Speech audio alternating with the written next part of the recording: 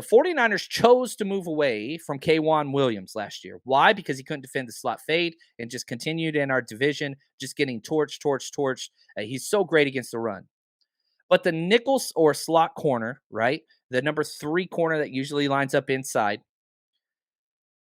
D'Amico went on a clinic. This is a minute-long clip, and I sent it to my coaching buddies, and we were talking about it in our chat. Check this out. This is D'Amico talking about why the nickel roll is so different, so important, and so difficult to kind of personnel. The nickelback position, how it's really evolved over the past few years, but that position now it's almost like you're a starting linebacker. So with that nickel position, you have to be able to fit the run like a linebacker, right? But the passing, where it changes when it comes to third down, right? Pass coverage, those guys are athletic and sticky enough to play man coverage and defend the passes. So, but everything first and second down wise, they're getting everything that linebackers get, whether it's, using their hands versus blockers, whether it's blitzing, the angles they need to take in blitzing, what are they keying? Are they keying it back? Are they filling the line of scrimmage? So it's a lot of little intricate details that goes into playing a nickel position that guys who haven't been that close to the box before, they really have to get, some training, individualized training to just make sure they're as sharp as they can be. And those guys they've done good, right? Each week they've gotten better, and I'm excited and encouraged with the guys that we have there, and I think they can step up and play some really good ball for us. Now, they are young at that position. Samuel Womack, who's going to be starting, he's a rookie.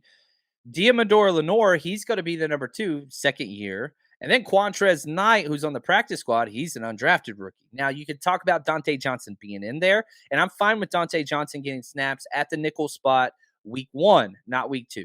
You cannot put Dante Johnson against those burners underneath. That's just not fair to him. Can he play the nickel role? Yes. But again, why did you move on from K'Wan Williams, who we all love? I love Shark. He was incredible. You got to stop that slot fade. You can't do that week 2 whenever you got Tyler Lockett in there. You got to keep speed in there. So I think for week 1, I have no problem if Dante Johnson gets snaps in the slot.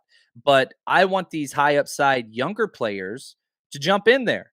Now, listen to, and I want to bracket this conversation sticking on the nickel position, Adam Peters, who we don't get to hear a lot from, talking about Samuel Womack and kind of where they found him and what that's been like. With Sam, it sounds like he came on the radar late, but really I think back in August of that year, Ryan Kesnick, who's our Midwest scout, said he's one of his guys that he's convicted on. So we had our eyes on him from then. And then really just throughout the process, we noticed his ball skills, his length, something like we really look at as a guy's length compared to their height. And he measures it like a 6-foot guy.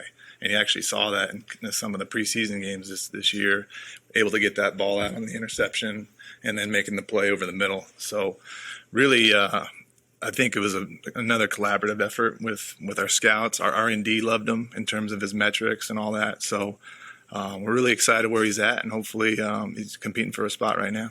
I like a lot of what he said because, again, a lot of times nickel players are smaller, shorter, not smaller, right? And so it's not just height. We talk about height all the time.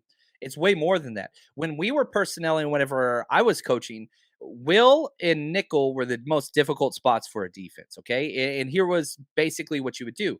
We would put the most athletic person on defense at the will linebacker position because they have to run vertical with number 3 wide receiver. So if the 3-by-1 sets, which is probably the most prominent sets in the NFL today, where you have 3 eligible receivers on one side, 1 eligible on the other side. It allows you to kind of dictate your coverage on the back end and create man-to-man situations. But anyway, having said all that, the will linebacker needs to be the most athletic because if they do a trips formation in almost all things, and this is why Fred Warner, who is our Mike linebacker, plays will whenever there's a trips formation out there because he can run down the field with anybody, right? He's that damn fast. So anyway, personnel decisions, that will linebacker, the most athletic linebacker player on your team. That's who you want to put there on the defensive side. Now, the nickel linebacker was different. Who's the toughest secondary player you got? Who's toughest? Because you got to cover, that's first, But you also got to stick your head in the hole, and you're in the box. So you're taking on linemen. You can't be a person that kind of retreats or is timid or is if soft's anywhere in your evaluation, you got to get the hell out of there. You cannot be that player. You just can't. And so I think that's really, really important. And so you've got to have that kind of toughness, that mentality. So Will, most athletic, and then nickel, who's the toughest secondary member? And you can put safeties there, whatever. They got to be tough. The 49ers Rush Podcast.